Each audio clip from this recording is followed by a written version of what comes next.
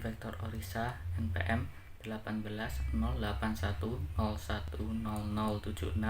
dari kelompok 1 yang akan menjelaskan tentang rekayasa sistem. Pertama, sistem. Sistem adalah satu jaringan kerja dalam suatu prosedur yang paling berhubungan satu sama lain dengan maksud yang sama. Informasi adalah data yang telah diproses yang memiliki arti. Sedangkan menurut Wahyono Teguh, sistem adalah suatu kesatuan utuh yang terdiri dari beberapa bagian yang saling berhubungan dan berinteraksi untuk mencapai tujuan tertentu. Rekayasa sistem. Rekayasa sistem merupakan kumpulan konsep, pendekatan, dan metodologi serta alat-alat bantu atau tools untuk bisa merancang dan juga menginstalasi sebuah kompleks sistem. Fungsi 1. Problem solving. Sistem lama tidak berfungsi sesuai dengan kebutuhan. Untuk itu, analisis diperlukan untuk memperbaiki sistem sehingga dapat berfungsi sesuai dengan kebutuhan. 2. Kebutuhan baru. Adanya kebutuhan baru dalam organisasi atau lingkungan sehingga diperlukan adanya modifikasi atau tambahan sistem informasi untuk mendukung organisasi. 3. Mengimplementasikan ide atau teknologi baru. 4. Meningkatkan performansi sistem secara keseluruhan. Tujuan. Poin 1. Mempermudah dalam memahami gambaran sistem sesuai kebutuhan customer. Poin 2. Mempermudah mendiskusikan perubahan dan koreksi terhadap kebutuhan pemakai dengan resiko dan biaya minimal. Poin ketiga. Merupakan jembatan penghubung antara gambaran sistem dan model desain. Syarat sistem. A. Sistem harus dibentuk untuk menyelesaikan masalah. B. Elemen sistem harus mempunyai rencana yang ditetapkan. C. Adanya hubungan di antara elemen sistem. D. Unsur dasar dari proses, arus informasi, energi, dan material lebih penting daripada elemen sistem. E. Tujuan organisasi lebih penting daripada tujuan elemen. Berikutnya akan dijelaskan oleh Aninda. Terima kasih. Assalamualaikum warahmatullahi wabarakatuh. Di sini saya akan menjelaskan yaitu yang pertama cakupan sistem. Menurut Pressman, rekayasa sistem terbagi menjadi dua, yaitu yang pertama rekayasa informasi dan yang kedua adalah rekayasa produk. Yang pertama merupakan rekayasa informasi. Rekayasa informasi itu sendiri merupakan sekumpulan teknik yang dibangun dalam basis komprehensif yang digunakan untuk membuat atau memelihara suatu sistem pemrosesan data. Yang kedua merupakan rekayasa produk. Rekayasa produk itu sendiri adalah aktivitas pemecahan masalah di mana data, fungsi, dan perilaku produk yang diinginkan dicari, dianalisis, lalu dibuat model kebutuhannya, lalu dialokasikan ke dalam komponen rekayasa. Selanjutnya adalah pemodelan dalam rekayasa perangkat lunak. Pemodelan dalam rekayasa perangkat lunak itu sendiri merupakan hal yang dilakukan pada tahap awal, di mana dalam suatu industri perangkat lunak, rekayasa tidak mungkin dilakukan tanpa melakukan sebuah pemodelan, di mana pemodelan itu sendiri akan mempengaruhi kinerja perangkat lunak tersebut. Yang pertama ada pendekatan waterfall. Pendekatan waterfall ini sendiri berisi rangkaian aktivitas proses di mana setiap langkah didefinisikan, lalu di sign off, dan kemudian pengembangannya dilanjutkan pada tahap yang selanjutnya. Baiklah, selanjutnya saya yang akan menjelaskan. Nama saya Merdin Rizalul Abrori, NPM akhir 081. Jadi, pengembangan secara evolusioner itu adalah pendekatan interleaf atau titik tengah alias gabungan aktivitas spesifikasi, pengembangan, dan validasi. Sistem awal dengan cepat akan dikembangkan dari customer untuk memproduksi sistem yang memenuhi kebutuhan customer atau klien tersebut.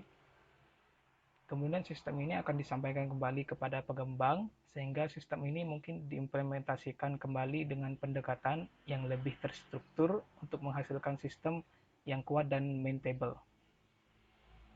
Selanjutnya adalah transformasi formal.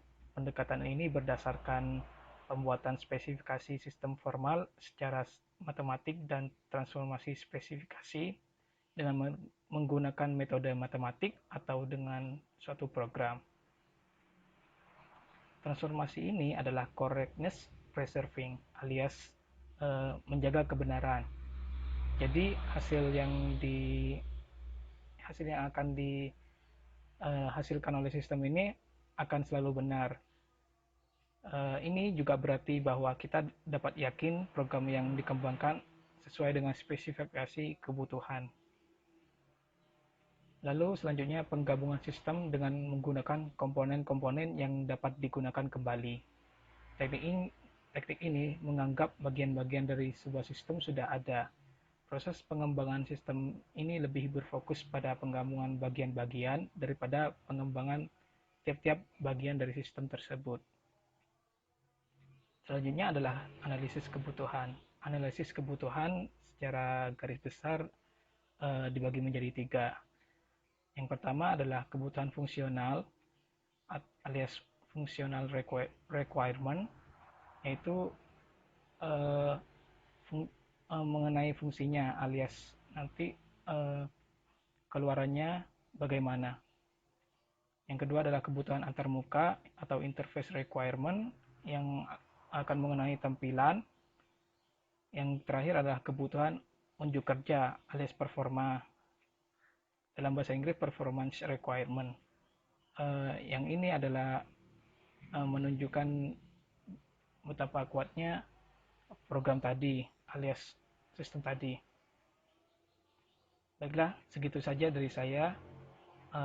Selebihnya akan dijelaskan kembali oleh rekan-rekan saya.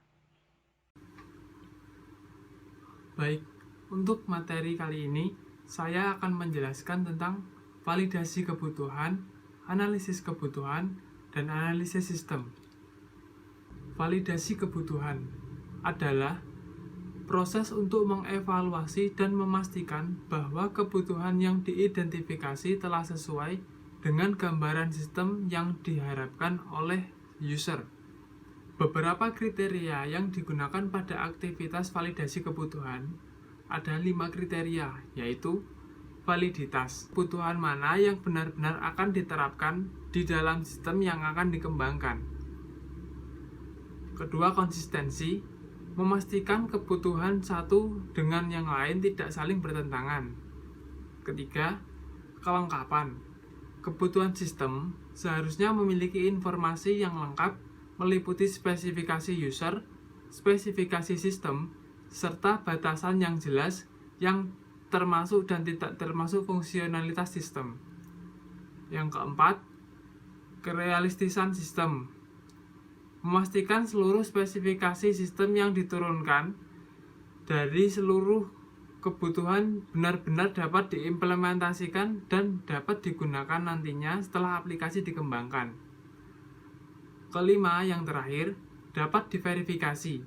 Seluruh kebutuhan dan spesifikasi sistem tertulis dan memiliki ukuran serta keberhasilannya masing-masing. Analisis kebutuhan merupakan proses menemukan, memperbaiki, memodelkan, dan memspesifikasikan terdiri dari 5 langkah pokok, yaitu identifikasi masalah, evaluasi dan sintetis, permodelan, spesifikasi, dan review. Dalam menemukan area permasalahan, perlu adanya komunikasi yang intensif dengan user. Hal yang perlu diperhatikan dalam berkomunikasi adalah menghindari salah interpretasi. Yang terakhir, materi terakhir, analisis sistem. Analisis sistem dilakukan dengan sasaran sebagai berikut. Mengidentifikasi kebutuhan pelanggan, mengevaluasi konsep sistem fleksibilitas, melakukan analisis teknis dan ekonomis, mengalokasikan fungsi-fungsi untuk perangkat keras, perangkat lunak, manusia, database, dan elemen-elemen sistem yang lainnya. Membuat batasan dan jadwal. Yang terakhir, menciptakan definisi sistem yang membentuk fondasi bagi semua kerja rekayasa tingkat berikut, baik keahlian perangkat keras maupun perangkat lunak. Ya, demikian. Apabila ada kurang lebihnya mohon maaf. Wassalamualaikum warahmatullahi wabarakatuh.